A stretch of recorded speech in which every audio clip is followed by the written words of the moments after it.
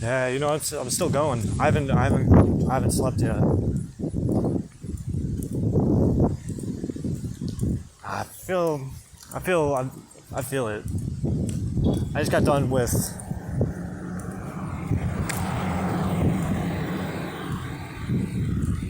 I just got done with all my reviews for the day. Well, they're all my own reviews for the past like 2 weeks, which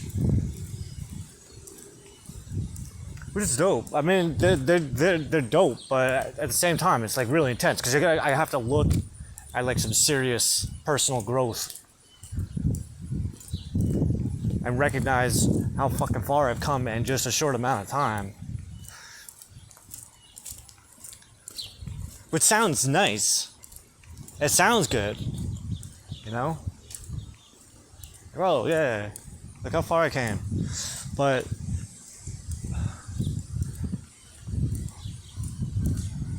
reading what I was writing at the time, that's the hard part.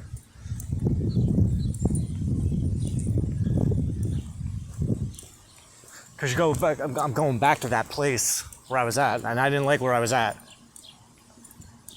And then even to that extent, it's like between then and now, between then and the week before it, it's just, it can be really painful. It's difficult. I mean, I'm dramatic, whatever. Fuck yourself.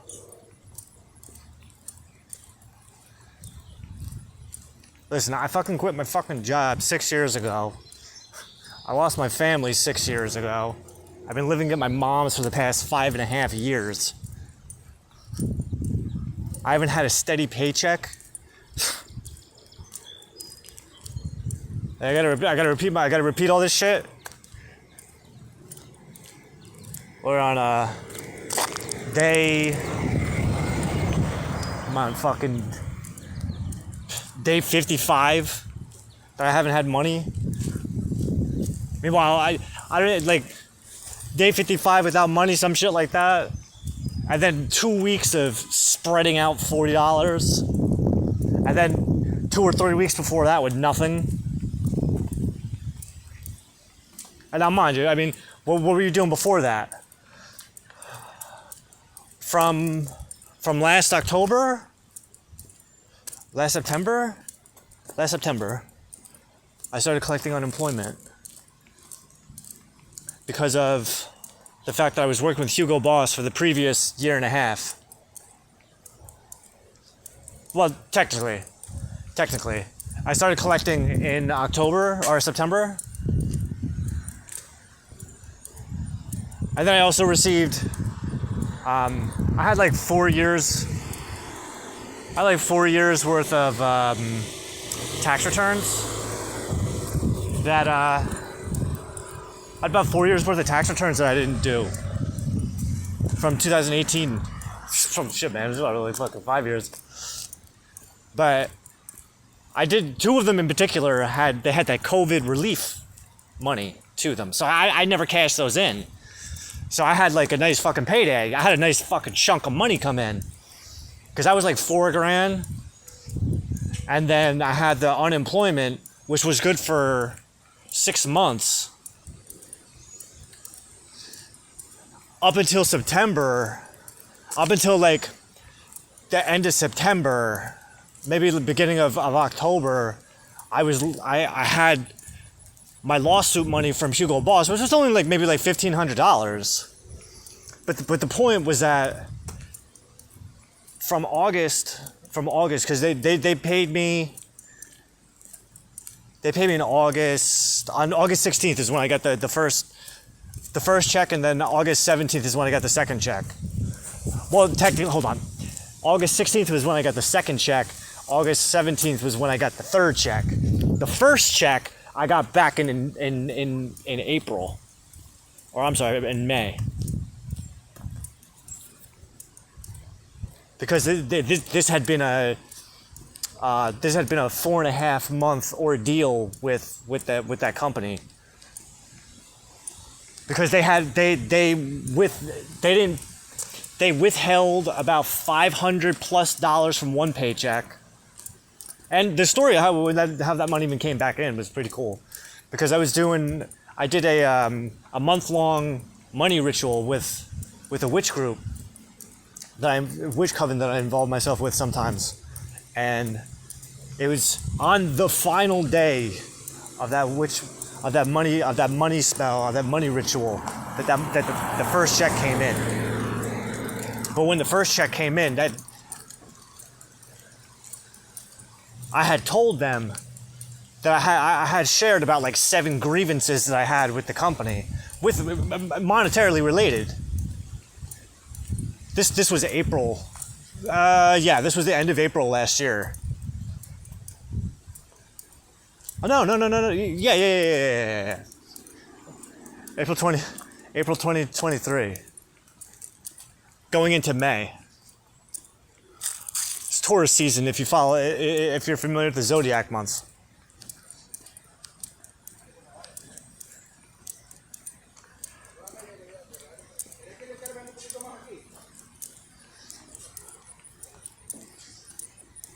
It was a lot of, I'd use the word. I did use the word. I used the word more than once. Exploitation. They were exploiting the fuck out of me. I was letting them do it though, because I wanted to see how far it was going to go. I wanted to see how far it was going to go, and I wanted to see, you know what? Fuck it. Let's push this as far as I can go. I don't fucking plan on staying here forever.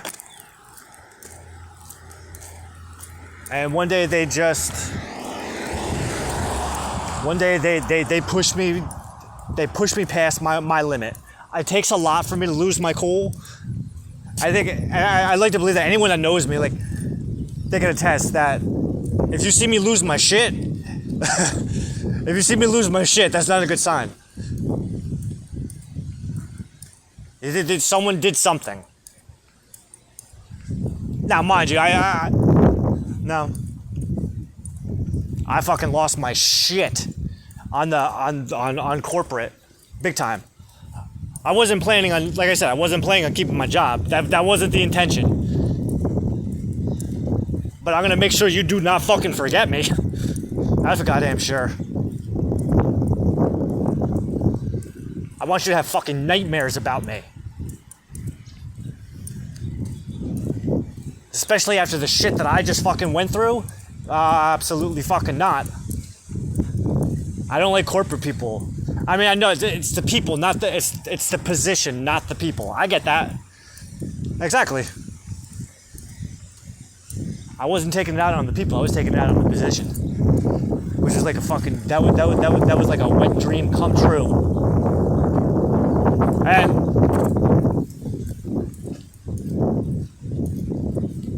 if people lost their jobs because of me, because I know over the last 2 years, over the last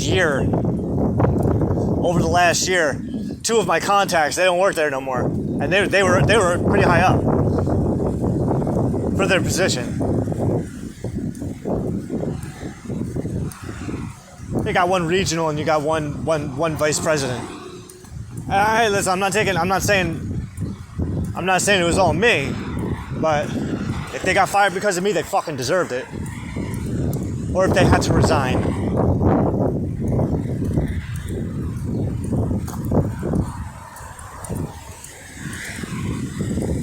$2 billion fucking year company.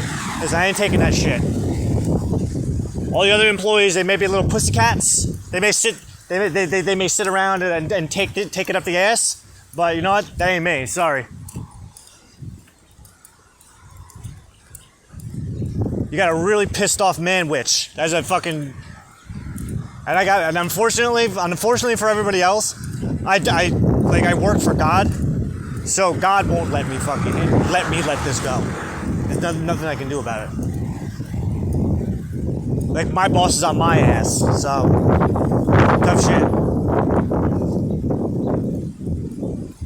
Like now, this isn't part of it. It's not that I don't want to do this. I do enjoy this. This is work. I enjoy it.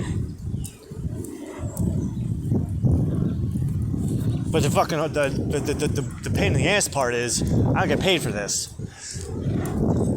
But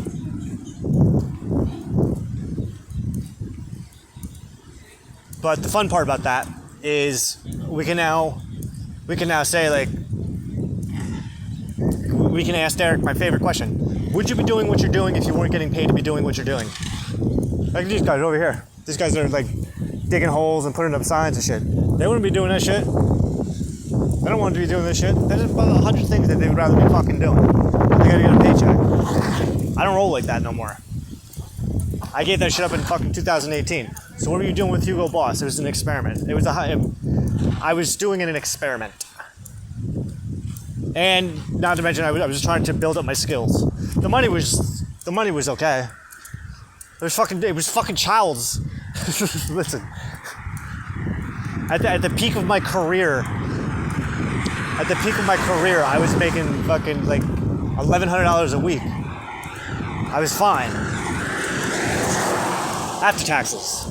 I was doing fine. Like I didn't where I was at financially in my life. Listen, I wasn't the fucking richest man in the goddamn world. I had bills that were I had backed up bills and shit, but listen, I was good. I just didn't know how to manage money properly.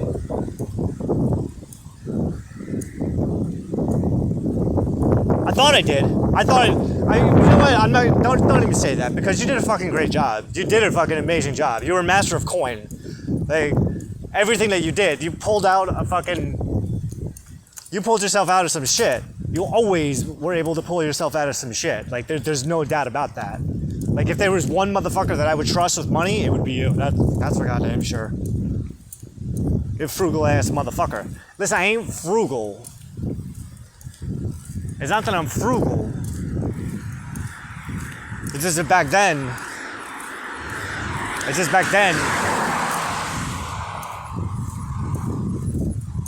I grew up a fucking poor kid. My family didn't pay the fucking bills. My sister and I got left in a fucking apartment with no electricity once for a fucking week. No electricity for a fucking week. It was 16 or 17. Food? What food? I think we had tortillas and some fucking stale bread. Where were your parents? Don't fucking worry about it. Not doing drugs.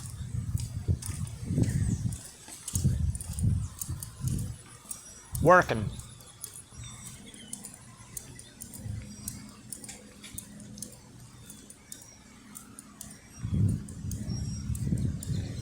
So later in life, once I had a family of my own,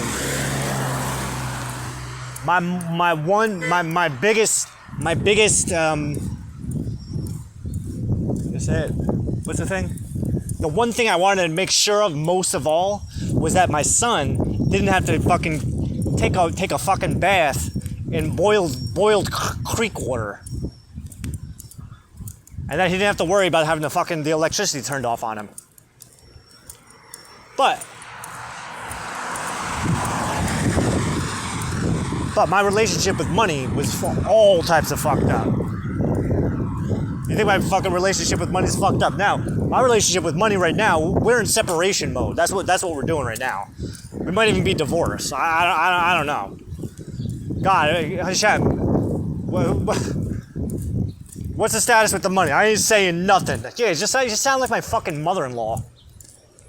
I ain't saying nothing. I'll take that as a where. By the time I find out that I'm divorced from money, you know what? How about this? Fuck that. I'm divorcing money first. I'm doing the divorcing this time. Last time I let everybody else take care of all the shit. This time I'm doing it. Hashem, I don't want money no more. Fuck it. Oh, convenient. Yeah, I don't know what to do with my last 54 cents. Then I have 22 cents on my dresser. Future starts now. Yeah, you bet it does. You fucking bet it does. Oh, and then I got my hair to think about too. That's a whole other fucking depressing. Hair looks fine. I'm not asking for your opinion. I'm not asking for anyone's opinion. I'm telling you. My hair, that's another depressing issue.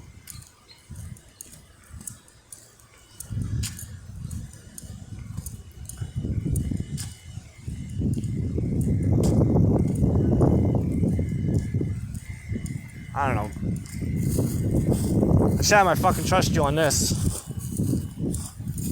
Well, like, my body's all fucked up right now. I got like fucking leprosy on my one fucking ass cheek that's been there for fucking over a year. You should have that checked out. Nah, no, I'm not. I can't.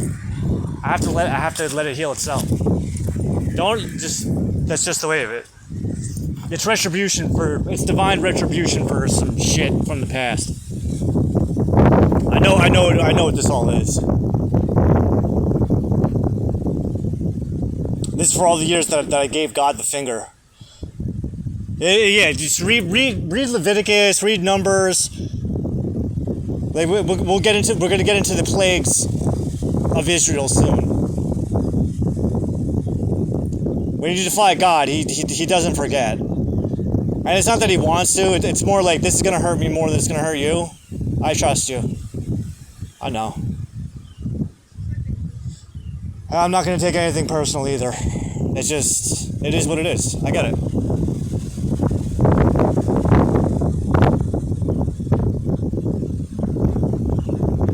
Give it to me. Hit me with it, Daddy. Literally, just fucking beat the shit out of me with it. I'll take it. Nobody else is gonna take it, so just give it to fucking me. I don't give a shit. Give me the fucking leprosy. Give me the poverty. After everything I've read today, I mean, I read my journal entries from last week, from the first quarter moon, and then the week before from the new moon. Seeing and going back 2 weeks, those 2 weeks and replaying the past 2 weeks of events in my head. Trust me, I'm good. Trust, I don't give a fuck. See my teeth? See how they're all fucked up right there? This one, that one, and that one. And my gums are fucking swollen. My gums have been swollen for years. I haven't been to a dentist in God knows how fucking long. Your teeth look really nice. Thank you. There's some calcium buildup in the back. Yeah. But that's normal. I use the picker things. The floss things. It doesn't really break it up that much. That's why I have to go get like a proper cleaning. Especially if these three. Because I don't know, there's like, I don't believe I think it's like just a massive tartar buildup. Like it's just gotta go. It's unsightly to me. I don't like it.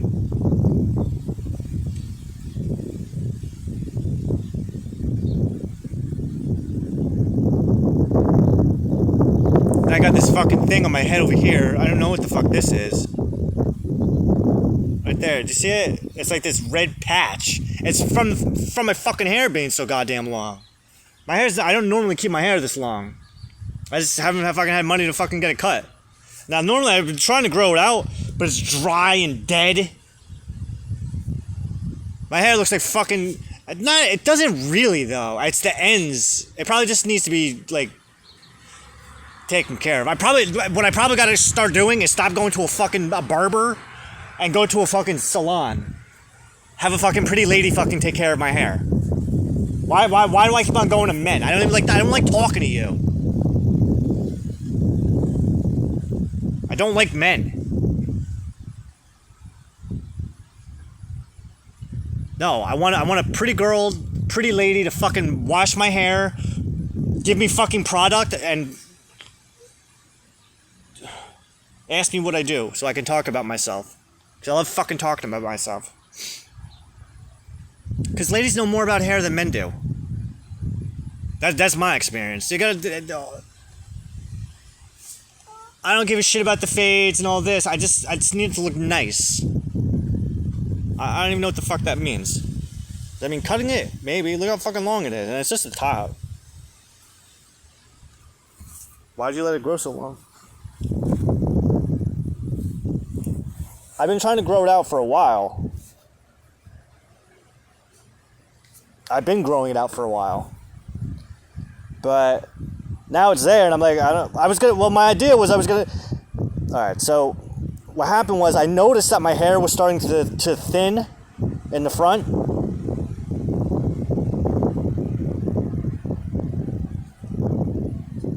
See, I noticed it was all coming out over here. Like a while back. Like it wasn't this far up. And I got nervous. That was in like 2020. I first started noticing and going, oh shit, dude, I hope not. And then it's just getting worse. I don't want to say worse. It's getting more and more, getting better.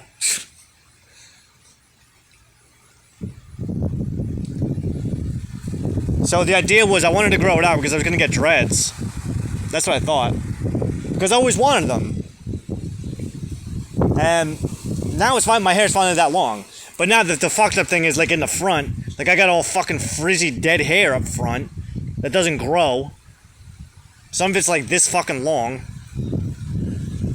So it's just like, what the fuck, man? So that's why I'm thinking I might have to just fucking buzz the whole goddamn thing off. Which I don't like, because then my hair's gonna, I don't know what's gonna happen. Because eventually, if I grow it out again, it's gonna have that awkward phase where, like. But then again, when I think about it, like this front part has always like had that like dry, dead texture to it. I always had a feeling it was gonna come out. I'm not happy about it, but it is what it is.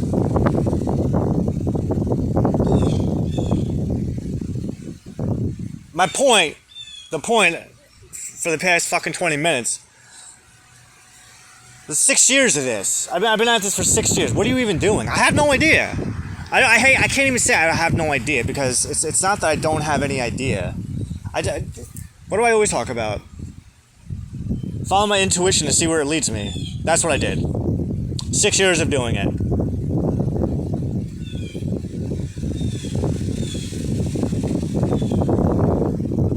At first I thought I was supposed to be fucking coaching people using tarot cards and magic and witchery and all sorts of fucking cool stuff. It actually reminds me, I did fucking astrology today for the first time. I examined my chart for the first time in almost a fucking year. Oh my god, thank you, Hashem. Well, there's a lot of significant astrological alignments that are taking place over the next couple weeks that have been going on for the past couple weeks for me, plus is going into the next couple weeks. So I wanted to kind of, all right, so right now as we speak, Mars just hit 0 degrees Gemini in my 10th house, right, which is a significant placement for me.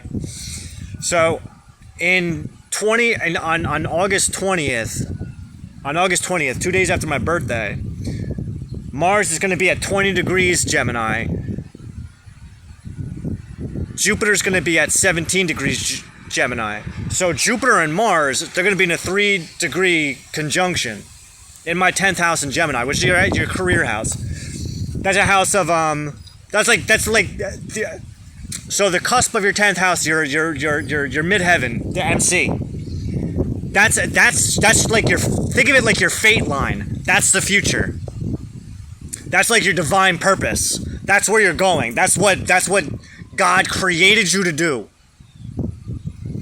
On the exact opposite side is your IC, the lower heaven, I think it's called.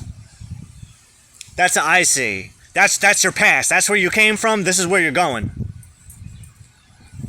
So the 10th house itself is really career. The 9th house, which is right next to it. So you got the MC, and then you have the 10th house on that side, and then you have the 9th house on that side. So your 9th house is like higher education.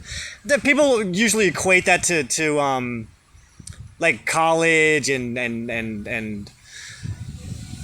whatever the kind of education you feel is higher education for you. That kind of education that brings you closer in alignment with what you were put here to do. That shit that makes your soul speak. That kind of education. Soul education. So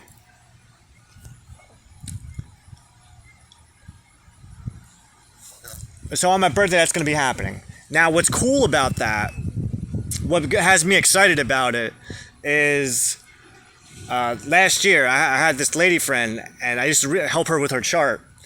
And last year we have our Venuses are 2 days apart in alignment with each other. So last year we were both having a Venus return. That's when Venus returns to the exact position that it was at when you were born, right? So ours is like two degrees away. But unlike my chart, she's got her Mars right next to her Venus. Maybe like 5 degrees away. So last year, I was scoping out her chart and I realized, holy shit, your Mars and your Venus are returning at the same exact time on the same day.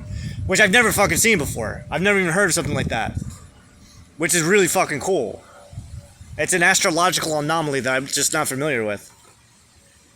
Because it takes Venus about 1 year to do a full 360 degree orbit, right?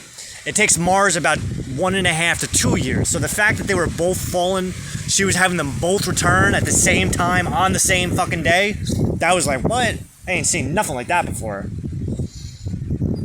So, and normally I do a good job at keeping track of my Venus returns. Our friendship was predicated on a lot of Venus return phenomenon that I noticed. But this year I wasn't paying attention to it.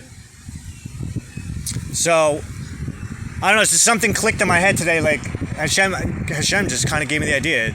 Well, earlier Hashem gave me the idea. It's like, I want you to get back into witchcraft. I need you to get back into that realm. Because there's something to it that you need. You were brought to Judaism so that you can learn and recognize and see and build your bitachon. Now what I need you to do is get your man witch on and bring your bitachon, introduce your bitachon to your man witch. That's some serious shit. Bitachon is Jew magic. That's like serious Jew magic. That's like not even fucking around. You don't that when people think about manifesting, right? You got those manifestation coaches, and then once you go far enough, then you get into magic, witchcraft.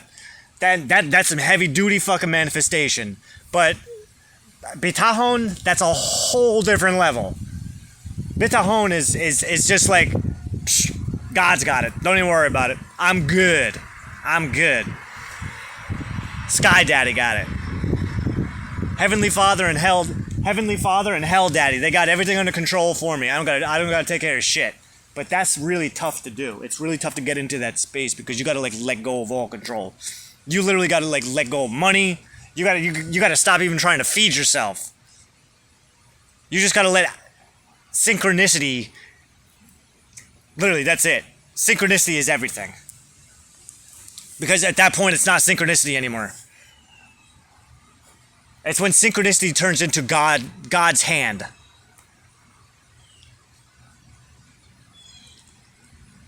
Now, I don't know if non-Jewish people can tap into that. I don't know.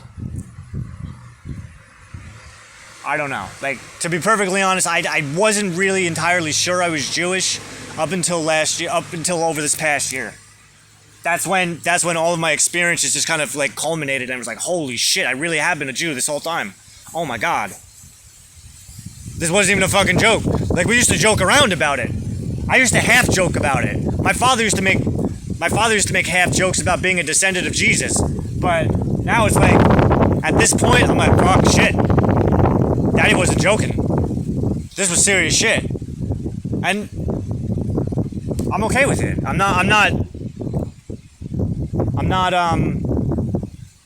not too concerned about that. That's just like, it's just a thing at this point.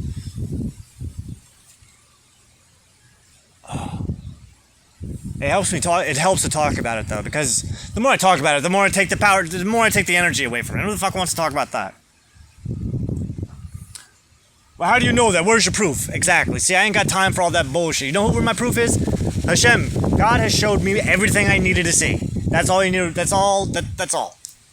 And if he needs other people to recognize that, to see what I can see, if he needs other people to see what I can see, then he'll show them. What the fuck do you want me to do? Hey, listen, I'm just a regular guy. Just a regular guy trying to live a regular life.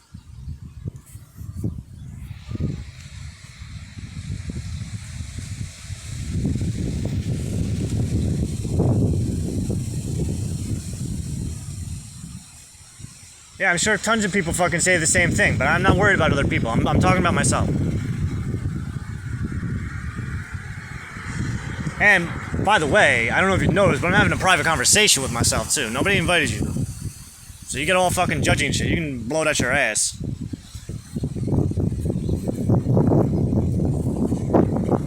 Yeah, I didn't say click, like, or subscribe. I didn't say any of that shit. Don't. Hit the fucking thumbs down. I don't give a fuck.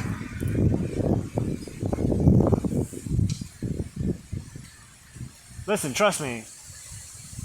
Trust me, like, I would love to have some fucking money. I would love that this work scored me just as much money as God. Like, Elon Musk money. Like, the amount of money that Elon Musk has to ask me for fucking financial advice. That's the place I'm trying to go. That's what I told Hashem. My Lord God, Heavenly Father, just point me in the right fucking direction. You're on it. Thank you. See, I'm good. That's bitahon. I just have to trust God. Trust that he's that God who has not let me down in 44 years. This motherfucker saved me when I was 6 weeks old. I should have died. I was supposed to be dead. But God kept me alive so that I can make it to right now, so. And being the witness to my life, get the fuck out of here. There's that fucking little Weasley fucking British man. I keep on seeing him. He keeps on popping up on my fucking feed. The skeptic guy has a very nice voice, and he has very eloquent words. I have no doubt that he knows exactly what he's talking about, because that's what he does. He talks about things. But I heard that motherfucker say God's a delusion. Because you say it to me. Because you're right. You're right. You're right. You're 99.998% right about everything. I'm 0.002% right about everything. So you got that much more over me.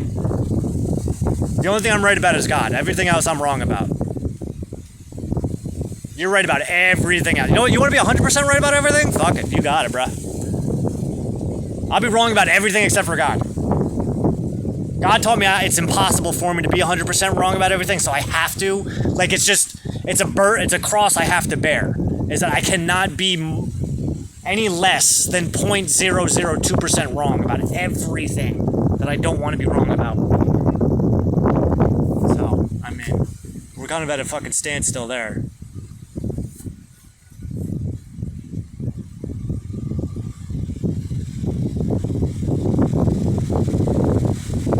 I don't know, man. I feel like I'm talking about the same shit over and over again, but that's probably what happened. Really?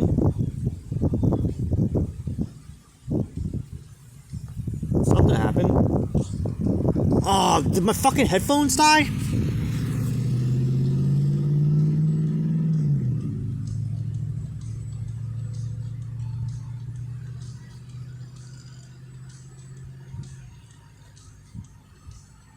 There.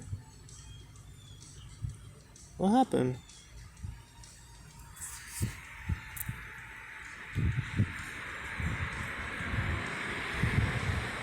Ah, you bitch. You bitch. 30% battery.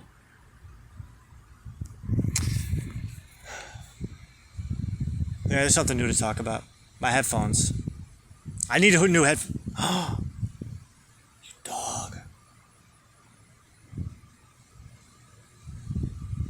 Unbelievable.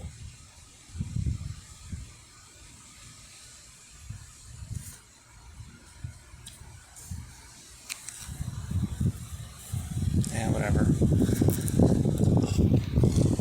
So you do astrology. Yeah, I do astrology.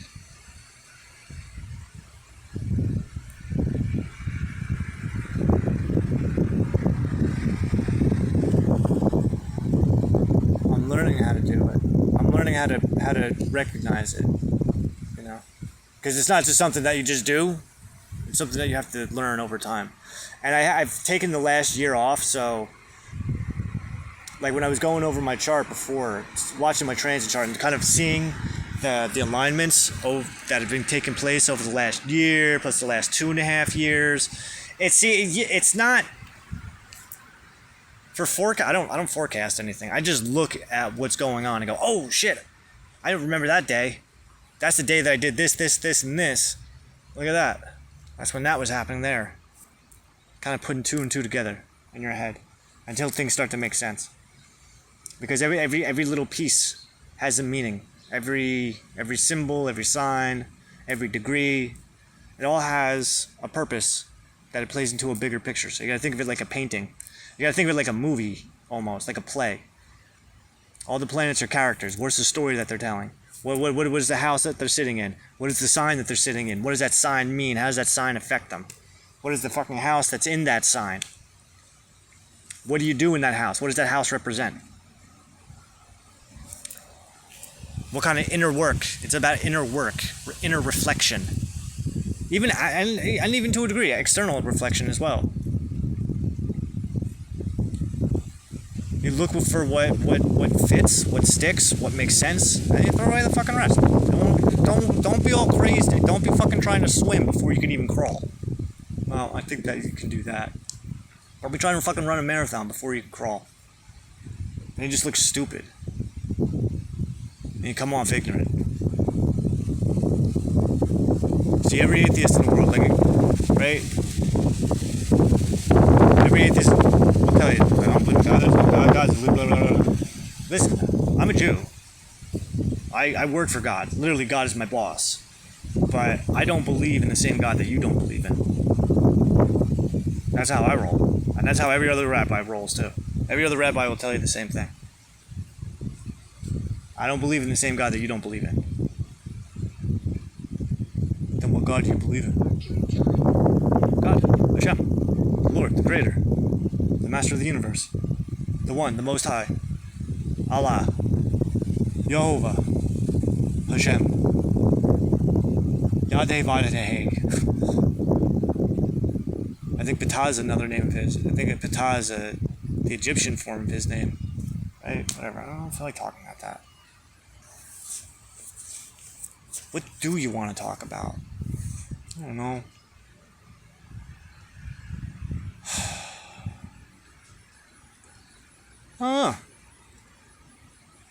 You know, I started this book. Well, I'm getting ready to start this book. This is what happened.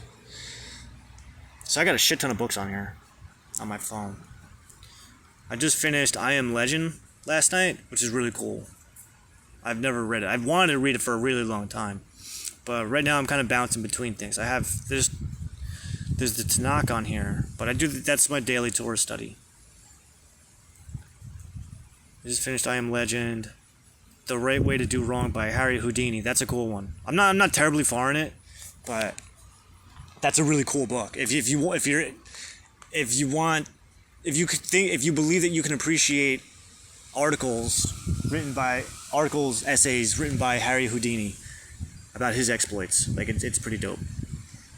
There's the Delphi collection, the works of Aristotle, which I'm on chapter 6 of Prior Analytics.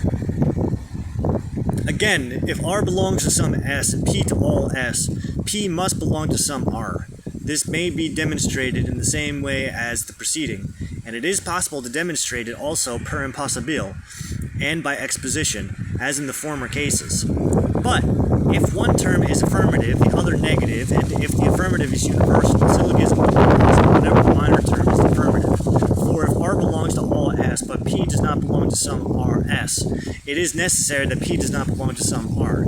For if P belongs to all R, and R belongs to all S, then P will belong to all S. But we assume that it did not. Proof is possible also without reduction ad impossible, if one of the S's be taken away which P does not belong.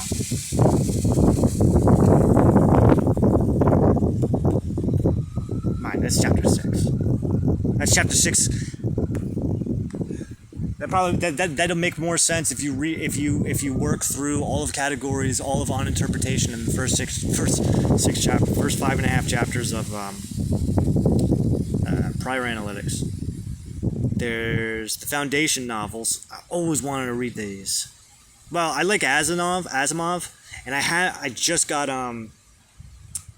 his autobiography on Audible, but it's like fucking 20 hours long, so long. And I listen to everything on 2 times playback too, so that's gonna be a long one. I got his autobiography. I got Marina Abramovich.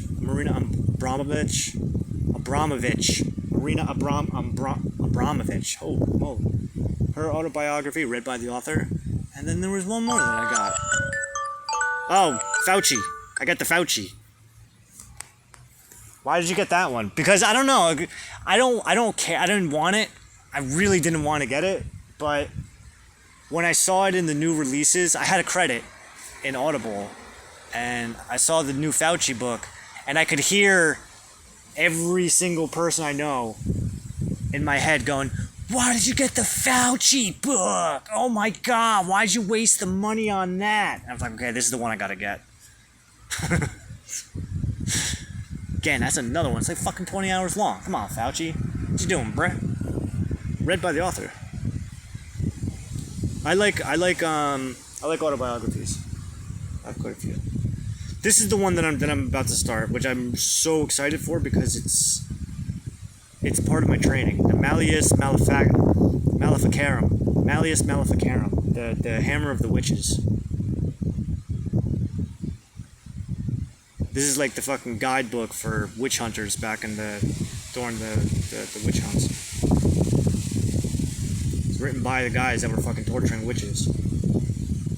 Got the Epic of Gilgamesh, which I read a little bit of a while back. I wanted to finish it though. 1Q84, which I have been wanting to read forever. I have the physical copy of it, but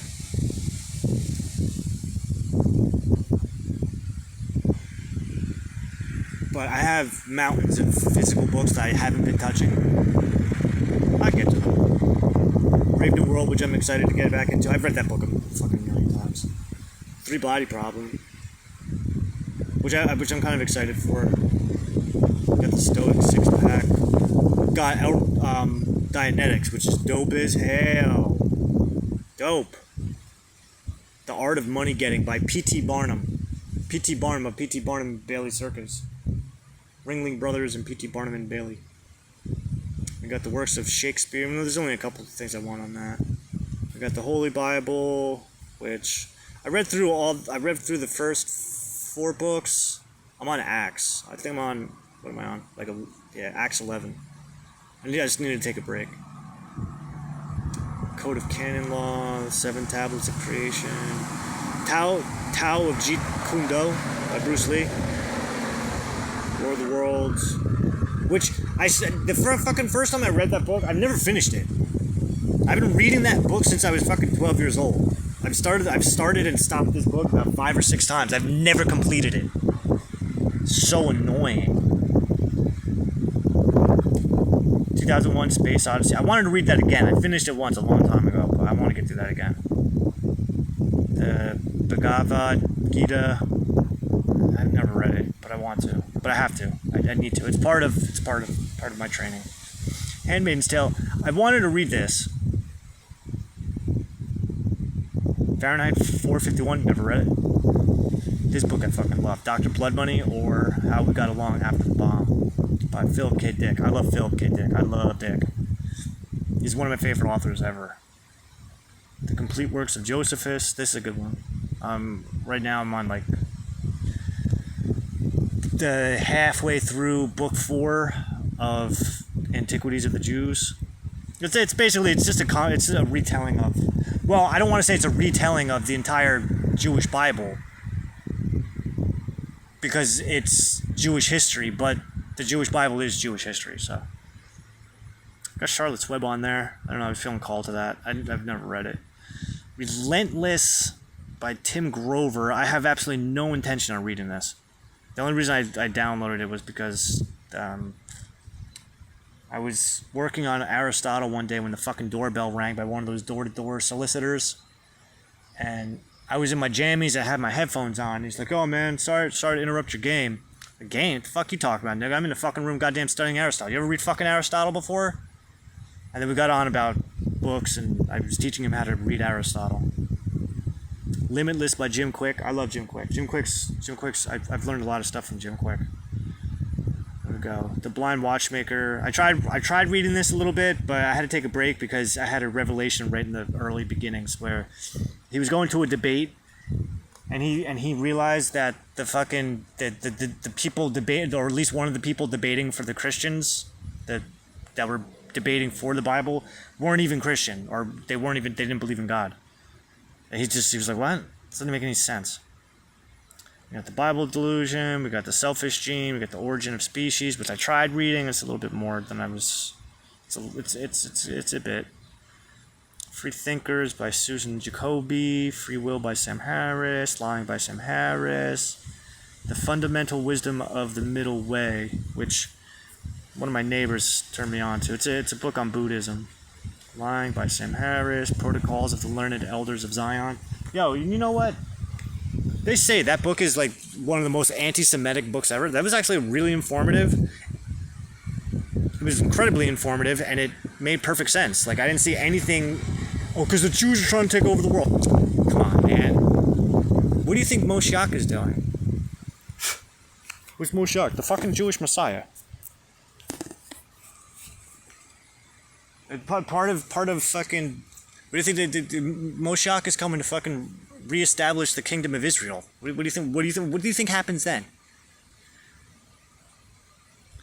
Toward a Meaningful Life by Rabbi Simon Jacobson. The Guide for the Perplexed, which I'm really interested in getting started. That's from the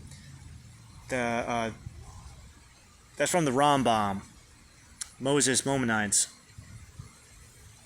Rabbi Moses Ben Maimonides. I don't know what that is. Through the Looking Glass, which I've read this before. This actually helped me through a really fucking insane experience in my life. The Art of War, which I've read it before, but I wanted to do a really deep dive on it. It's a two-pack. It's The Art of War and the Book of Lord Shang. You got the Delphi Complete Works of Plato. I've only read about 3 Plato books. I read the first book of... Did I read the second book of... No, I read the first book of Republic. And then Symposium, Phaedra. We got the 13 books of Euclid. I've only made it to Proposition 1. I'm going very slow with that geometry. There's my method of self-learning geometry. I'm not ready to explain it. Maybe I am. Yeah, all the points, all the lines, all the curves, everything has meaning. Everything has to have. You have to assign a meaning to it. And then the shape itself represents one concept, one idea. You gotta take into consideration that these two-dimensional designs, the two-dimensional design is the shadow of a three-dimensional concept. Three-dimensional concept is the shadow of a four-dimensional concept. So that's what we're trying to build up to. So you take that three-dimensional shape, or that you take that two-dimensional shape, and you apply three-dimensional. You define the points and the lines and the shapes.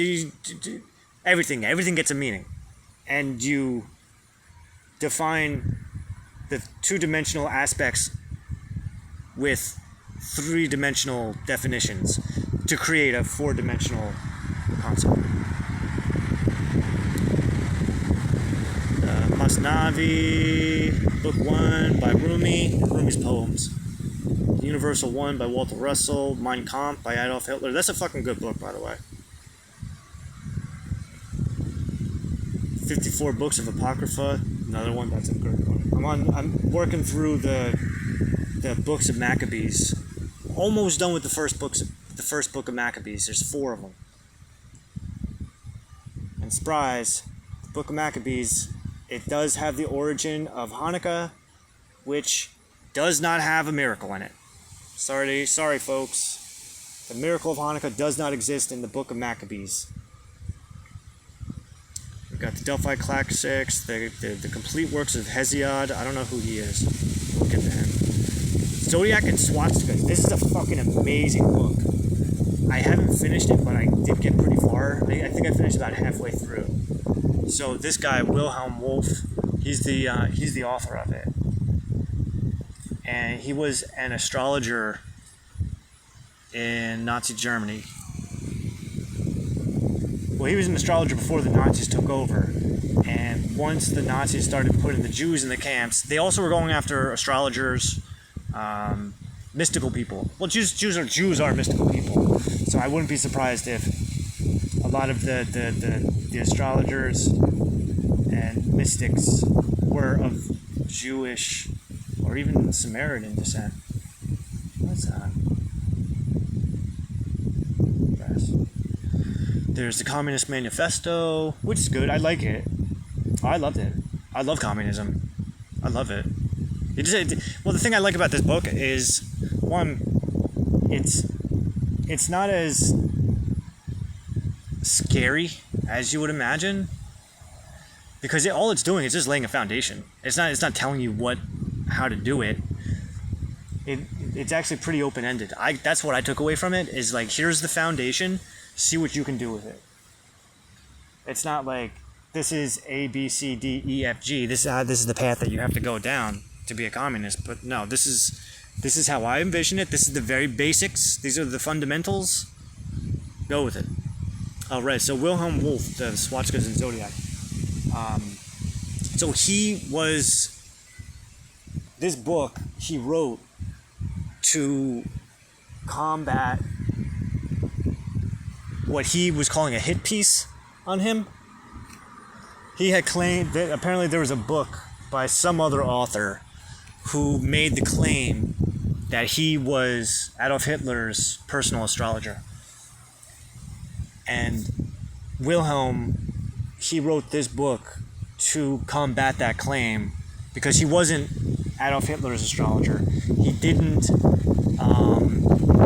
give any advice to Adolf Hitler.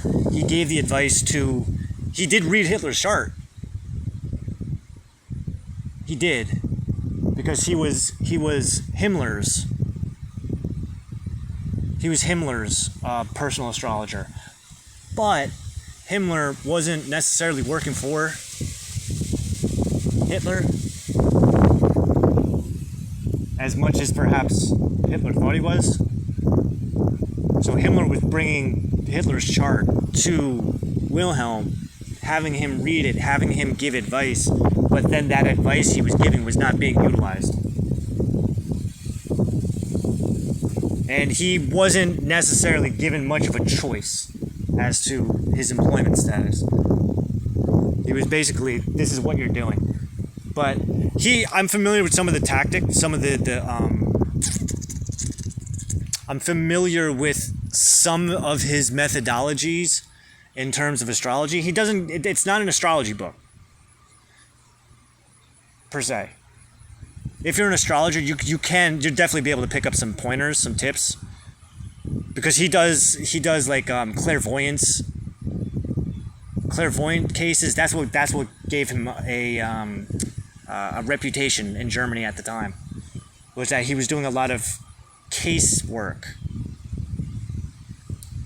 missing people, missing items, shit like that, and that's what built his reputation. Apparently, he was very good at it. There is Beyond Good and Evil by Nietzsche, which I've never read before. Kama Sutra. This, I'm actually really interested in this.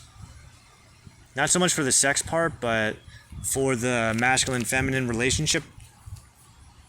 Internal masculine and feminine. And then hopefully, I mean, hey, listen, I'm just saying.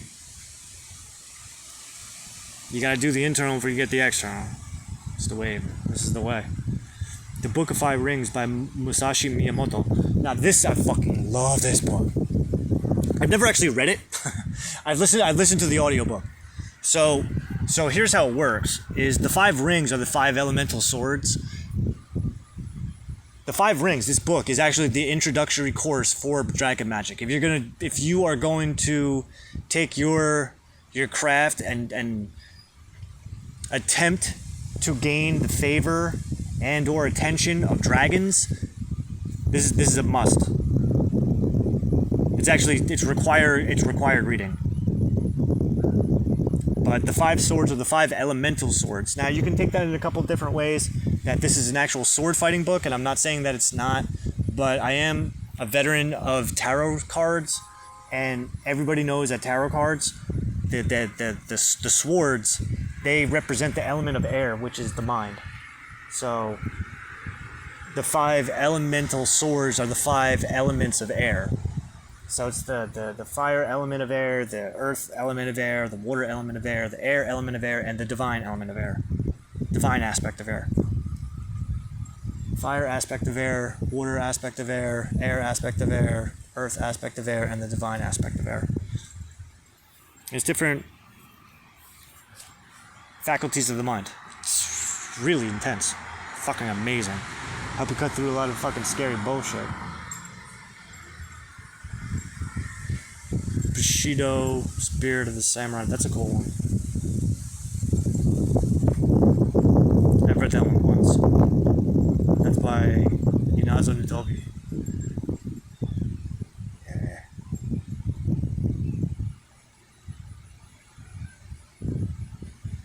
Bonk bonk.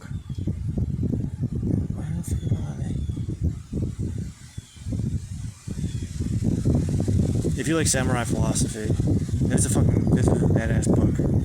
I ain't gonna lie, I fucking read this one. I got a article from this one. We got Hagakure, Secret Wisdom of the Samurai. I read a little bit of it a long time back. The Book of Lord Chang, which we already saw that. Why do I have two? It's alright, don't worry about it. The Collected Works of Galileo. I read a little bit of this. It's really not that bad. He credits God a couple times. Game Theory. I like Game Theory. This is a good book. A graphic guide to game theory. It's actually really good. I'm a gamer, so believe it or not, you can take aspects of game theory and rework it to accommodate gamer theory. Weapons of Chess. I haven't read a little bit of it, but I did could appreciate it. The Art of War. Not that Art of War. This is a different Art of War. This is by Machiavelli. Prince by Machiavelli. Discourses by Machiavelli. I haven't read any of these. Henry Kissinger, The World Order. Ringworld? I don't know where that came from. This one I'm excited for. Propaganda by Edward Bernays. The Edward Bernays Reader by Edward Bernays. The Humbugs of the World. I should probably fucking read that one soon. I got a couple Einstein books. Letters on Wave Mechanics. The World as I See It. Out of my later years. Hey, there's The Art of Getting Money. I got that twice. Now this one's really good. These are two different books. I highly recommend these by Robert Johnson. He and she. The Collected Works of Isaac Newton. Brief History of Time. Time Machine by H.G. Wells. That's another new book. I read that a while back. Worlds again. Jesus. I went to Dr. Moreau. Guide to Business Law. Now, Guide to Business Law, I think that might be South African business law. I'm in New Jersey. Journey to the Center of the Earth, Atlas Shrugged. Why do I have multiple copies of these things? Scanner Darkly. That's another really good that's another good Philip K. Dick book. Ender's Game. I've never read it. Rendezvous with Rama. Collect the works of Julius Caesar. Now here's the thing with this.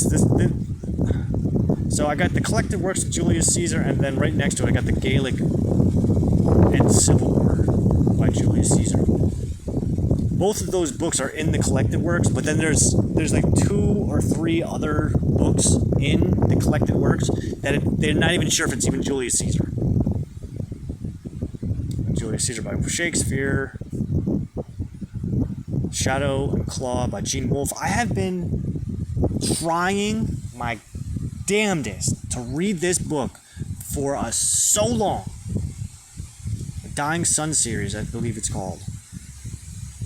It's so good. It's really good. It's just, for some reason, it loses me at one point, and then I can never get back to it.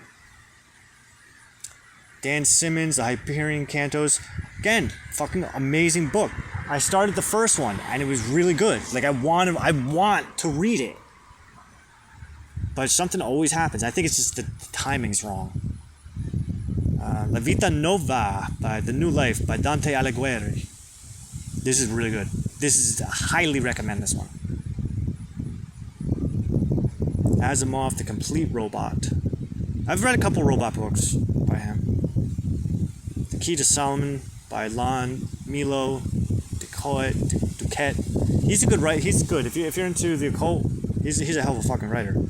He does some really good stuff. Anything plus King Solomon. I'm on it. Solomon. Conversations with Socrates by Xenophon. I've not started it yet. The Silmarillion by Tolkien. I read a little bit of it. It's fucking good. It's not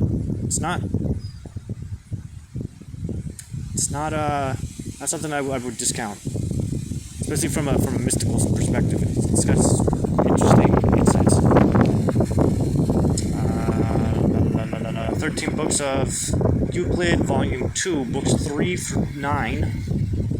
Think Like Einstein. Why would I have that? The Sabbath by Abraham Joshua Herschel. God in Search of Man by Joshua Herschel. I think this is Rambam's son. Teeters, I don't know what that is. Sanjay Amin, I don't know. The Adventures of Christoffel von Grimmelhausen. I think I just liked the cover because I wanted to see what it was about. Nothing in this book is true, but exactly how things are. This is one of this book I was first given to me when I was 15 years old. I first stole it.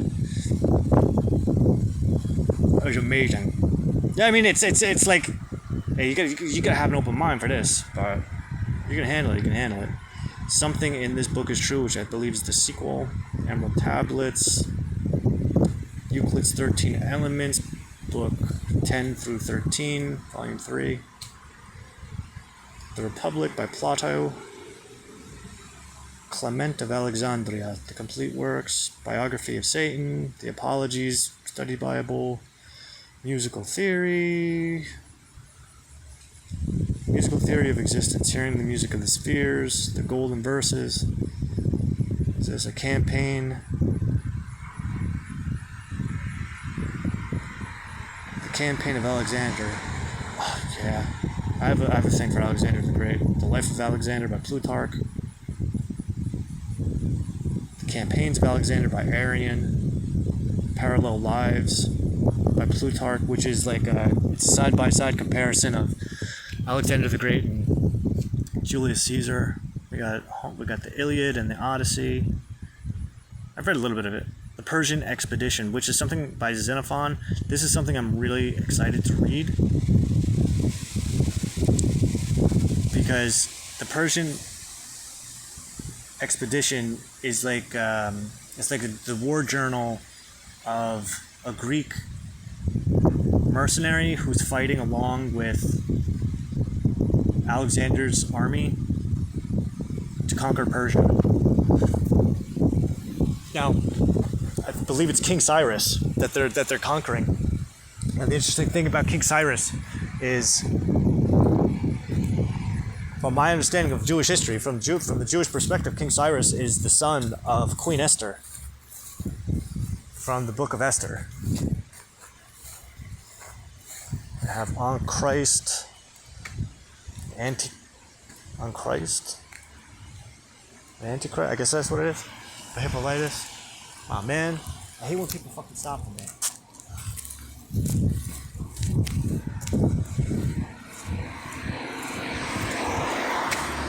The Sorcery of Solomon by Sarah Mastros, which I'm not excited about at all. I want to read through The Key of Solomon before I get to her book. The Refutation of All, I don't know what that is, John Locke. The Complete Collection of Oz, Tetrabiblos. That's something. That's another one. I've been very excited to read that book by Ptolemy, Claudius Ptolemy.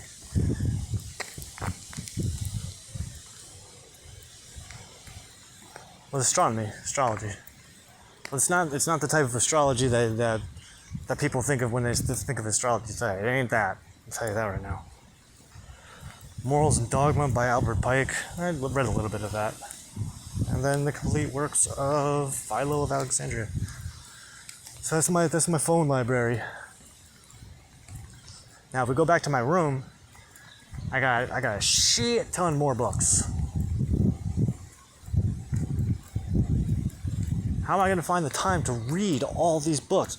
Where are you going to read all these books? How? When? Trust God. God told me I'm going to finish every single one that I have. And have ample time. I'm not going to waste any time in my life is not going to be wasted. We'll try to imagine, we'll try to think of it like this, right? I am coming to a point in my life where reading every single one of those books and taking my fucking sweet ass time with them, including all the books that are in my room, because I got a lot of books in my room.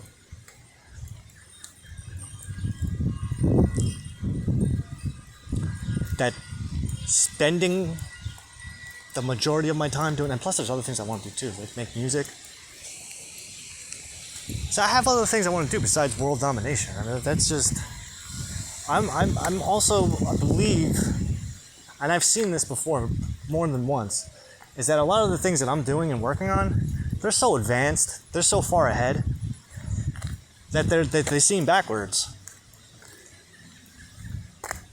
Like most people have no fucking clue about geocentric astronomy. You bring up geocentric astronomy to people, they laugh. Meanwhile, you have no idea how you have no idea how that fucking shit works, do you? You don't even know what you're laughing at. You're laughing to make it seem like you know something that you don't. That's the best part. But that's okay. Like I don't.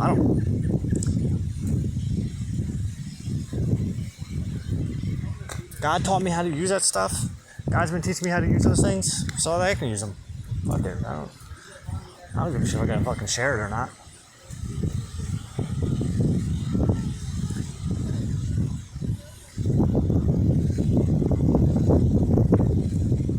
I got my journals. I got my writing supplies. Like I'm good. I'm good for a little while. I'm good for at least another 3-4 months between my notebooks, my pens, this. So we'll probably be able to take this all the way up until, what month is it now? So we still have the month, we're halfway through Tammuz. We still have the month of Av, which is next month. Then we have the month of Elul. And then Elul's going to bring us to the first new moon after the fall equinox. So as soon as we get to there, then there's Rosh Hashanah. So we got like 2 months, 2.5 months. I believe I have enough supplies to keep me good till then, with the exception of money and food. Like I'm relying on my mom. I'm relying on my mom and my brother to fucking, not to buy me anything, but to leave to leave food, to have leftovers. That's what I'm relying on. I rely on leftovers. And or someone to invite me to have dinner with them. That's it. Can't fucking smoke. I don't have any fucking pot. My pot. I haven't had pot in fucking 3-4 months. I don't even know. It's been a while. I love working with pot. I love to work with pot, especially like with Aristotle. Oh my god. Yo, I'm gonna tell you this right now. If you want to get the full experience with Aristotle, if you really want to fucking go hard,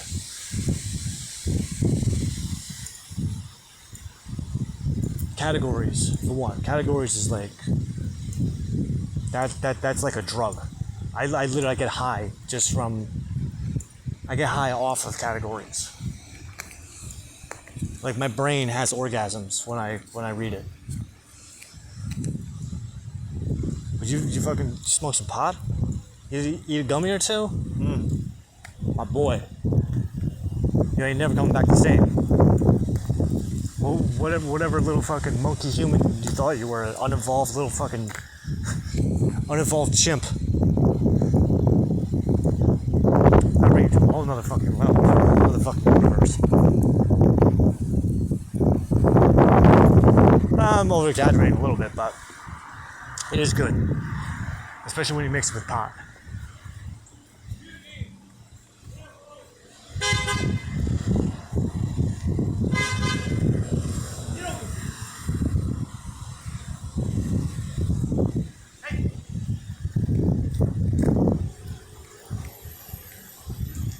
But baby ran away. How you doing, friend? You all right? Yeah. I don't know. I don't know. I don't know what he actually said though.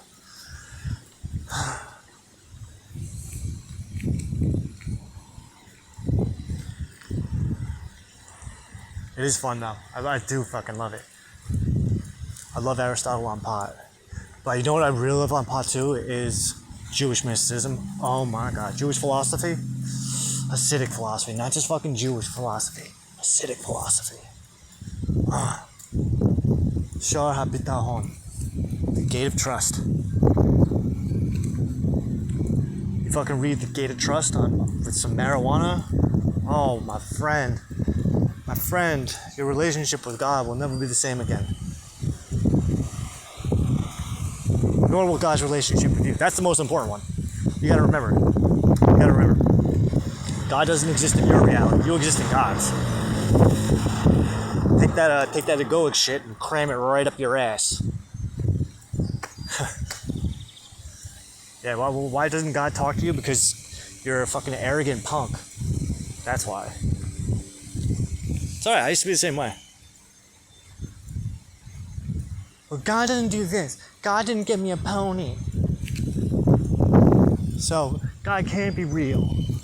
Fuck that shit. He hears that shit. He goes, oh yeah, motherfucker, I'll teach you.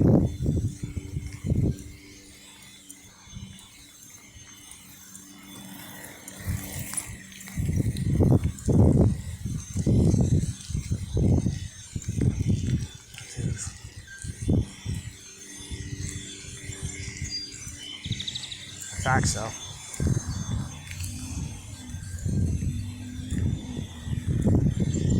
Well, we're taking a completely different route than normal.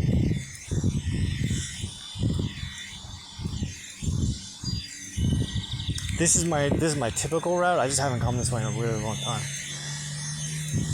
Only for the fact that I don't like recording over here because there trends to be people. It's a Sunday. It's surprising that there's fucking nobody around. But sometimes there is. It's like an annoying amount of people too. And it's always when I want. It's always when I want to see the least amount.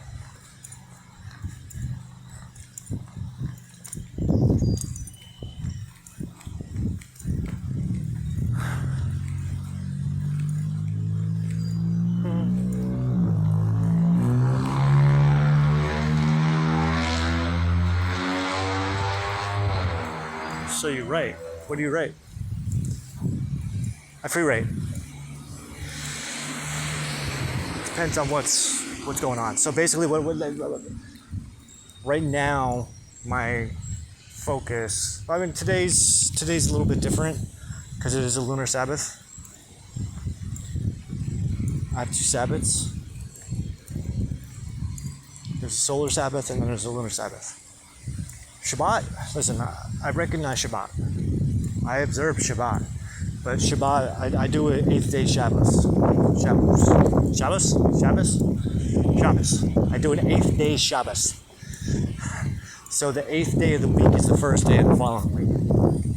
First day of the week is the 8th day of the previous week. Feel me?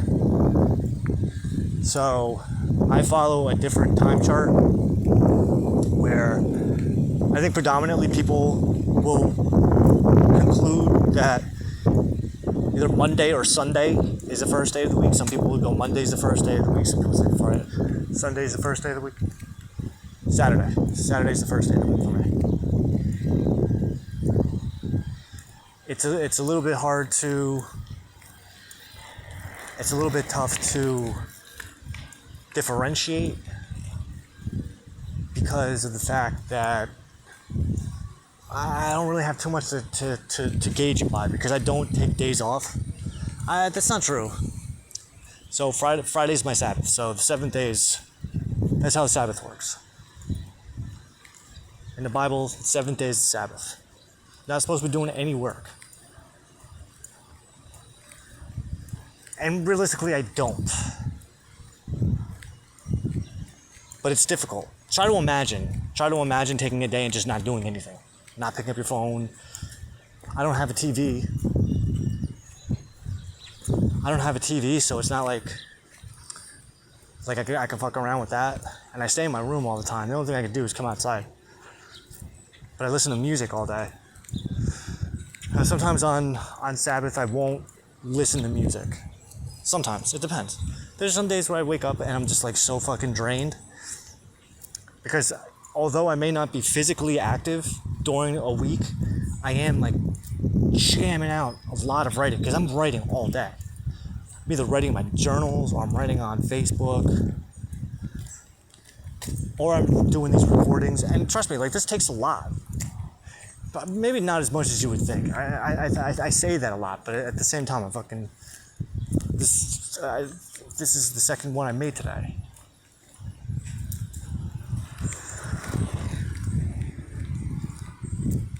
But a lot of with my writing, it involves going pretty fucking deep. It goes pretty hard. A lot of deep inner exploration. And depending on what it is that's coming up, and sometimes there's tears, sometimes I'm fucking raging. I don't know if you ever see me rage on here, but like that, going into rage mode voluntarily and or involuntarily, that is taxing. I used to have a lot more built up, but it was back in 2022, early 2021 into 2022 is when I really started to work with rage. What do you mean work with rage? Get myself pissed off by allowing my pent up frustration, my pent up rage, my pent up anger to let that come to the surface. You know that place where most people don't allow themselves to go? Where you gotta go to the gym to get it out? Yeah, I don't go to the gym.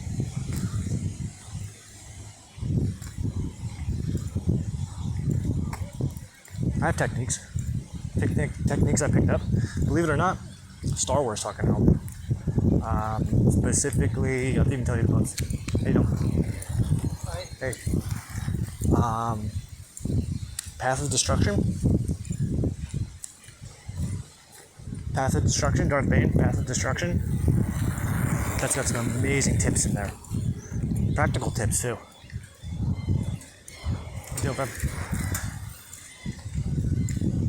I'm familiar with some faces.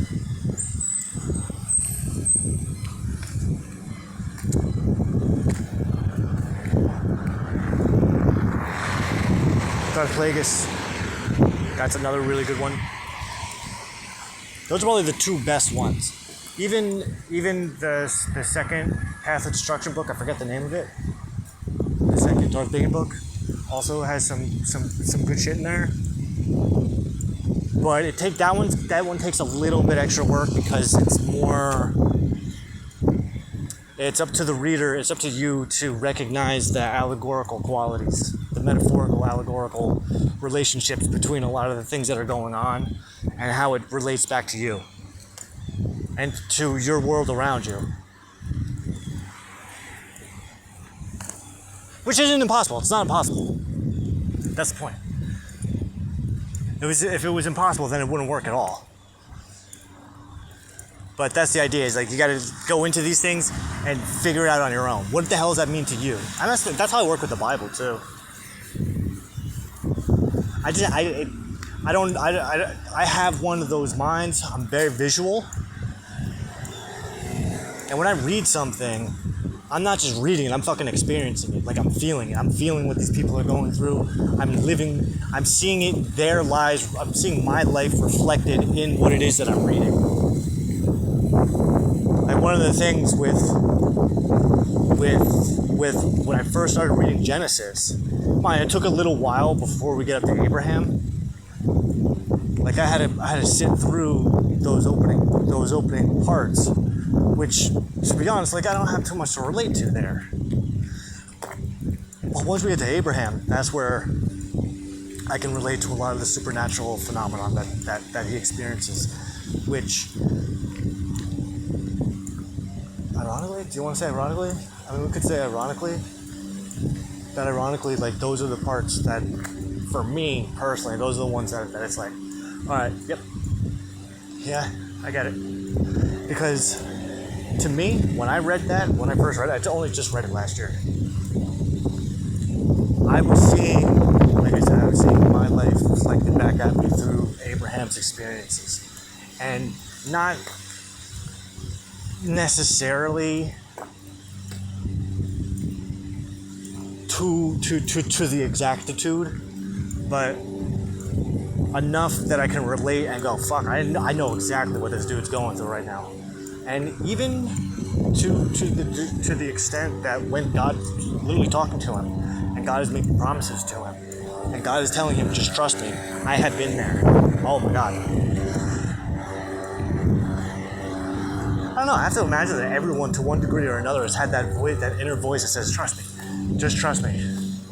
Trust me, I know what I'm talking about.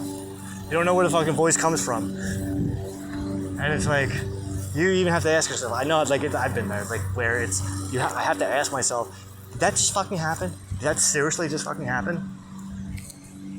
Yeah, you fucking bet your ass it did. Now, the trick always is to recognize that if it seems too good to be true, that's where you want to follow. That's the sweet spot. That's the moneymaker right there. You want to hold on to that, which is a challenge. But it's a challenge worth. It's a challenge that is worth both your time and energy to entertain. And the idea is the British gentleman who we were talking about before, the guy. The skeptical gentleman. He makes a point talking about Christianity. And how it just doesn't work for him. And someone had said, I guess it was suggested to him, well, just try to imagine that it's real. Right. That good advice, the execution is shit. You have to, maybe you already know what I'm talking about, young gentleman. It's not about just forcing yourself to believe it, which it is and it isn't, but try to imagine that it's not 100% possible. Stop focusing so much on what's wrong. Stop spending and wasting so much of your time and energy and attention on what can't be, right? Because you know what can't be. You know what's impossible. So don't worry about that. what is possible? Let's start small. Let's crawl before we can walk. You're trying to run a fucking marathon. Meanwhile, you still got fucking training wheels on your bike. Don't just calm down. Slow. And I don't blame the people who have a hard time believing in this stuff. Very challenging. It takes time. It takes effort. It takes work. And it's not for everybody. But it's like the saying goes. You get out of it what you put into it. If you're not putting anything into it, because these practices, they are that. They're practices. It's about discipline. It's about getting your mind disciplined in a way that is completely unconventional and potentially backwards from what you're used to. But that's the idea, is to break free of the mold. To figure out how you are in a box, how to recognize how you're in a box. Don't worry with the morality. Stop. You are not the king of morality.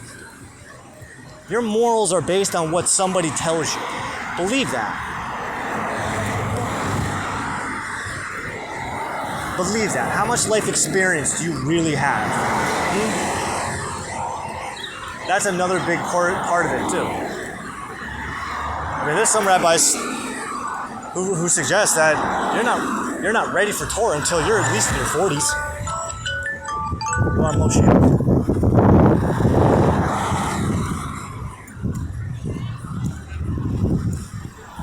At least your 40s. Why? Because you need that life experience. There are certain experiences in life that you don't have until that age.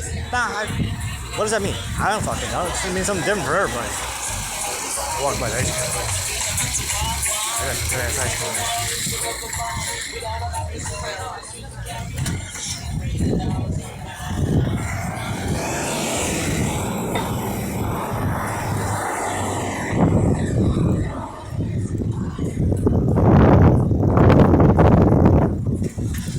And maybe, here's another thing, and this was a thought that was coming to me earlier too. No, maybe it's not for you. Maybe it's not for you. Not everybody was born to be an Einstein. Let's be honest. Not everybody was born to be an Elon Musk. As far as I know, there's only one of those dudes.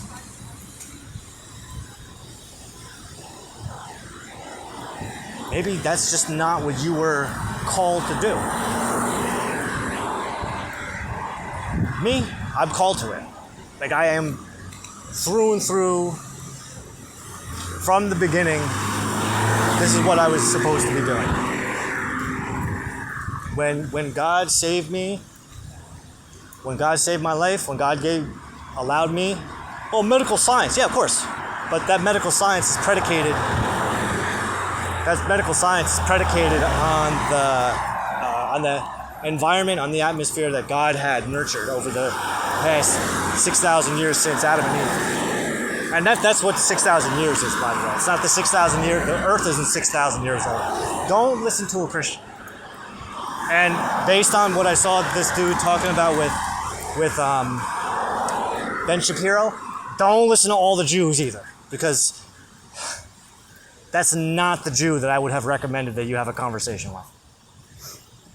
If you want to have an actual conversation with a real Jew, get a rabbi. Don't get a political commentarist. A political commentator. That is, don't. You're wasting your time. You're wasting your time and you're wasting his time. Unless that's what you wanted to do. Unless you just wanted to show that the guy isn't a rabbi. Definitely, clearly does not have too much rabbinical training. I ain't saying that Ben Shapiro's wrong. I'm not saying that he's a simple Jew. There's no such thing as a simple Jew. I'm not saying he's an uneducated Jew. No such thing. But he's not qualified to have that conversation, from what I gather. Because one, slavery is moral. Is moral.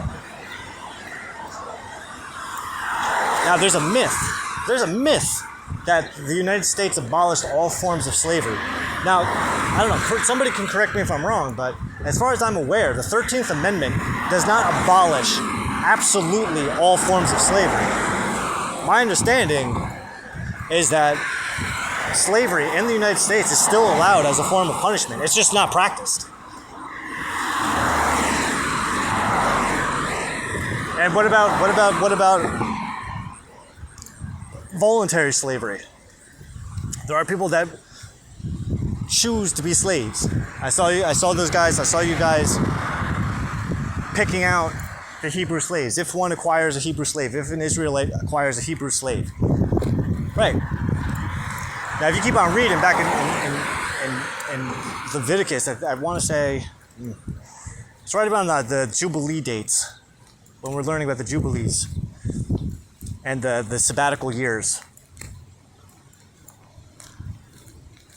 God gives a good example of voluntary slavery, talking about his Hebrew, or an Israelite for that matter, who is completely destitute and has no other choice but to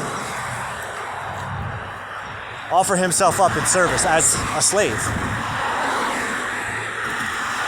Now, there's protocol for it with that.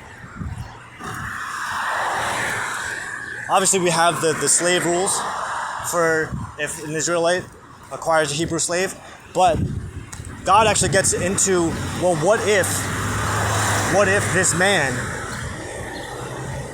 this Israelite has to enslave himself, become the slave to a non-Jew master, to a non-Israelite master?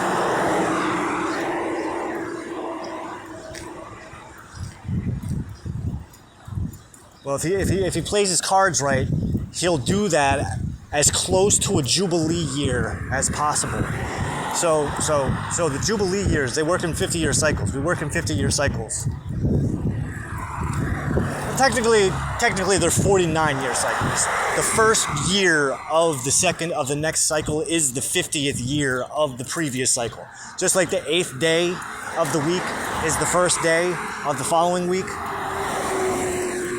And the first day of the following week is the 8th day of the previous week. The 50th year, the Jubilee year, is the first year of the next cycle, of the next 49-year cycle. 1 week of years, that's how it's referred to. So every 7 years is a sabbatical year. That means that on the 7th year, there's no work. The land literally gets a break so that it can rejuvenate itself. The first 6 years are for harvesting, for sowing and reaping and harvesting. In the 6th year, God promises, you put your trust in me, I will make sure that on the 6th year, you come up with 3 years worth of food. Because one, you're not supposed to work on the 7th year. The land is not supposed to be worked on the 7th year, right? So you got 1 year for that. Then the 8th year, which is the first year of the next cycle, that's where you're planting. So you can't even harvest anything. You can't even harvest anything for however long. So now we got another year. And then finally when you get to the 9th year, right? Is that how it works? That's how it works. So the 6th year harvest covers enough food for the 7th, 8th, and 9th year. And the 7th, 8th, and 9th year, that's the last year of the current cycle, and then the 8th and 9th year are the 1st and 2nd years of the next cycle. Now mind you, a lot of this stuff, a lot of these practices, a lot of these laws, they can't be put into practice because there's nowhere to do it. So what's required is that we have to overthink it. Overthink and underthink it. What we think of some metaphorical equivalencies. And do our best. And trust in God. And to the point of even asking God himself, which is not, I don't know about nobody else. I can't speak for nobody else, but the Lord allows me to ask questions, and the Lord does respond to me. So Hashem, What's the next holiday? 13 days of reflection. 13 is 12 days. Yeah, yes and no. I say 13 days of reflection because this is a leap year, this is a pregnant year, so there was 13 months. So this year it would be silly to do 12 days of reflection when there was 13 months. So instead of doing the 12 months of reflection starting on a lull 18, on the 18th day of the 6th month of a lull, what we're going to do is we're going to start the 13 months of reflection on the 17th day of the 6th month of the lull. That's more practical.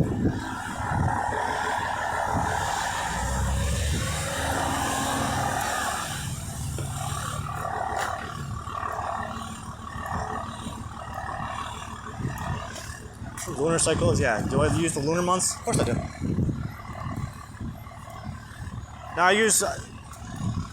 Now tracking it is,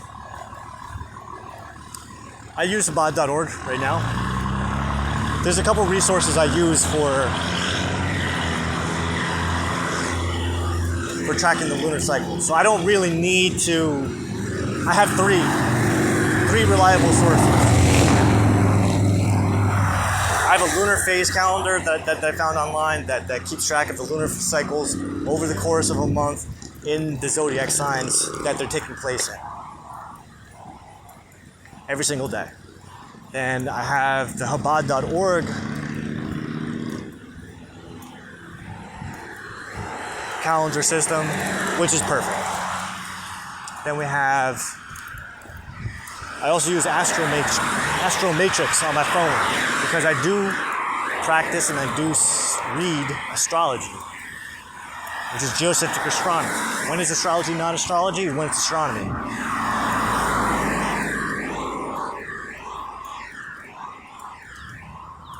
When it's a calendar.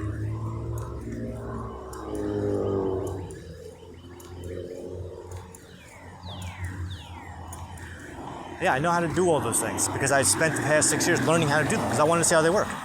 And hey, just because I do it doesn't mean everybody else has to do it. I do it because I understand it. My mind can pick up the patterns. My mind can see the sequences. I can understand the cycles within the cycles within the cycles. I know how to tell time with it. I know how to keep track of time with it. I know how the Metonic cycle works. I know how the tabular cycle works. I know how those work in relation to the Jewish, the Hebrew, and the Islamic calendars, but then also how to relate those two systems, those two cycles within the Western and Sidereal zodiac calendars. It's all relative. It's all relative to one degree or another. So that's the nice thing about it, is that it's not just one system taking precedence over the other. I use multiples at the same time. This is fucking badass. I got 5 fucking calendars. I'm actually incorporating a 6th calendar as of tomorrow. I didn't know this, but the new Vedic sidereal month starts tomorrow. Sidereal calendars, now that, the new Vedic calendars, well, not new, but it's new to me. It's not new moon to new moon, it's full moon to full moon, which is, whoa. And that's a completely different way of thinking. And not to mention that from how I understood it, I could be wrong, I have to do a little more research into it, but the way I understand it is that the Vedic months are composed of 2 15-day weeks. New moon to full moon to new moon, essentially. I'm oversimplifying that, but that's the general layout. That's the general blueprint that every month follows.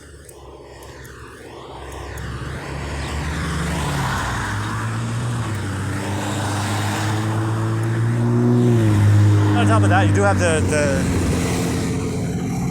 energetic, emotional correspondences that go along with working with lunar cycles. just like women can synchronize their menstrual cycles with the moon, so too can men. Or at least, I don't want to speak for every man. I can only speak for myself. So too can I.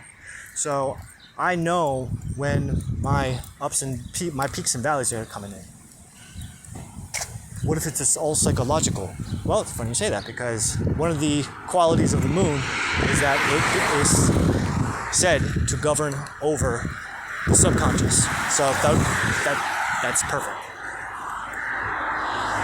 So if it's all just psychological and subconscious, that's exactly what it's supposed to be doing. That's exactly what they say it's gonna do. So that's just confirmation right there. So I don't have any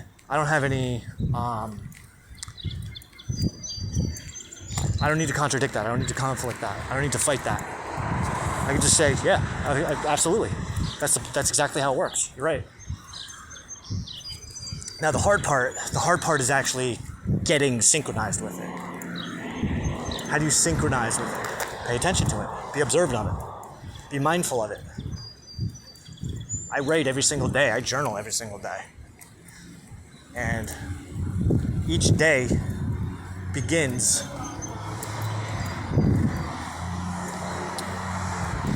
my days don't start at midnight. The first half of the day begins at night. The other first half of the day begins at sunrise.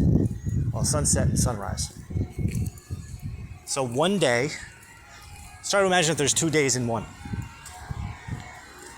Why so overcomplicated? God, why does it need to be this overcomplicated? Because the more that you know, the more that you understand, the more that you learn to understand, the more that you learn that there is to understand, the more that you know that there is to know, the more that you know that you don't know. Plus, on top of that, there is how far do you want to go? How far do you want to achieve? Like, what do you want to achieve? What do you want your purpose to be? Because, you can find purpose. Of course, that's the point. He created it for you so that you can find it. What is it, though? You know what it is better than anybody else. Maybe not better than him. Her. Him, her.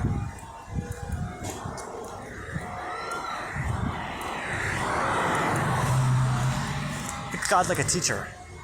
I ain't gonna give you all the answers, but I'll point you in the right direction. If you're genuinely lost, I can point you in the right directions. Rabbi said once. Rabbi had a really good way of putting it. And a student come up to him and he goes, Rabbi, what is it that you actually do? And the Rebbe says,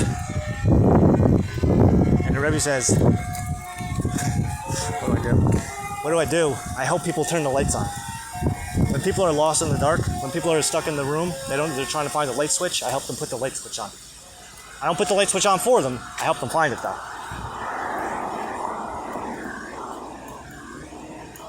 Philosophical mumbo jumbo.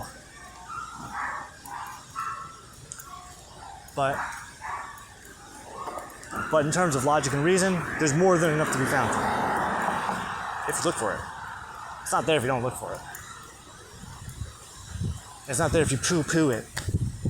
And stick your nose up to it. I have no need for this. Actually, you do. You'd be surprised.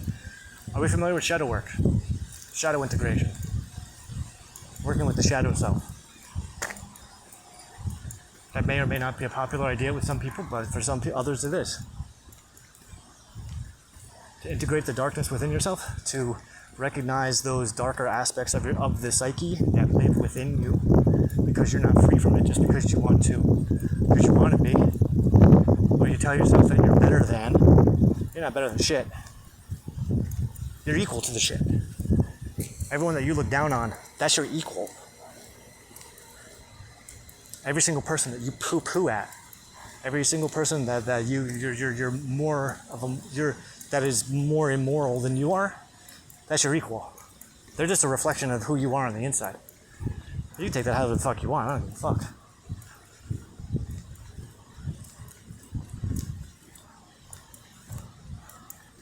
Well, apparently I give more than fucks than I realize because otherwise I wouldn't be saying it, right?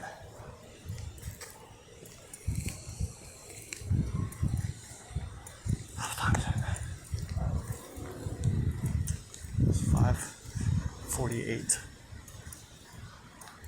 This is an hour, 45 minutes. That's not bad. I still got another like 5 minutes. I still haven't slept today. How have you been up since? Yesterday morning.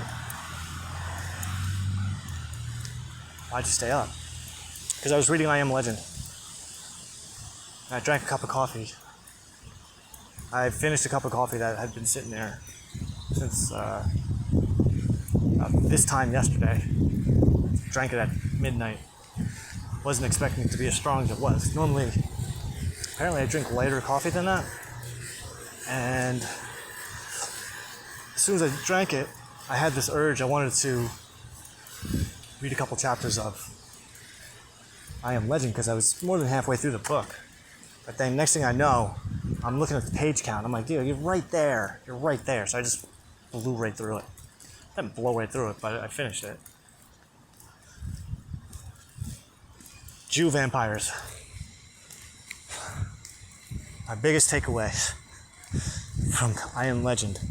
Jew vampires react to the Torah the same way that Christian vampires react to the cross.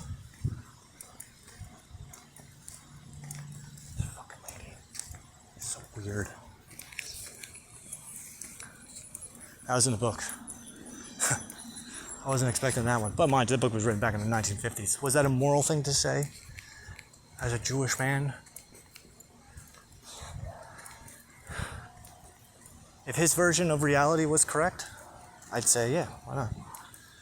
The point was that religion's a delusion. It's a mental disorder to one degree or another. All religion, not just Jews. Now mind, it's a little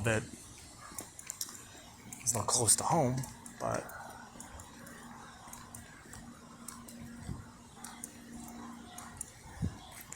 I took it personal this morning. I'm kind of over it. I was just like, alright, whatever. Add a little bit of flavor to the fucking book. How many vampire books ever have Jewish vampires? Are you be offended at everything?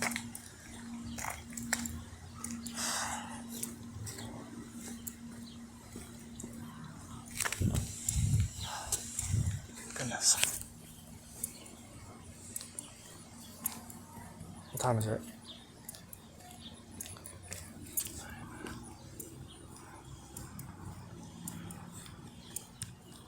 I'm just trying to think of what I have to do. I really don't have to do anything. I'm pretty much done for the day. I think I wanted to do one review for last month. One more review for last month. We're in the season of Cancer for the next couple hours. There's two new moons this Cancer season, which only happens once every 19 years. It's part of the Metonic cycle. So I wanted to go over my journals from the first full moon. So I kind of see if there's any juicy cherries to pick. This is gonna be more than one. I mean, this is gonna be ample fruits for the harvest, or for harvesting. I know this because I wrote it. It was only 4 weeks ago. And yeah, it was a month. A lot of things happen in a month. But there's going to be enough in there for me to go, oh shit, I forgot all about that. Thank you, Hashem. So.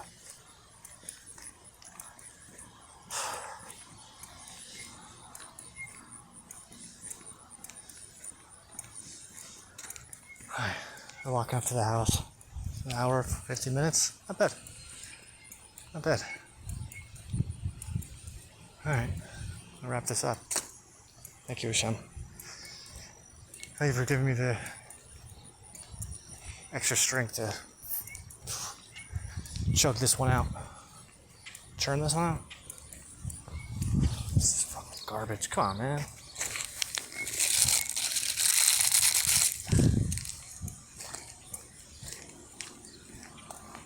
Alright, we did it. Good job. Thank you.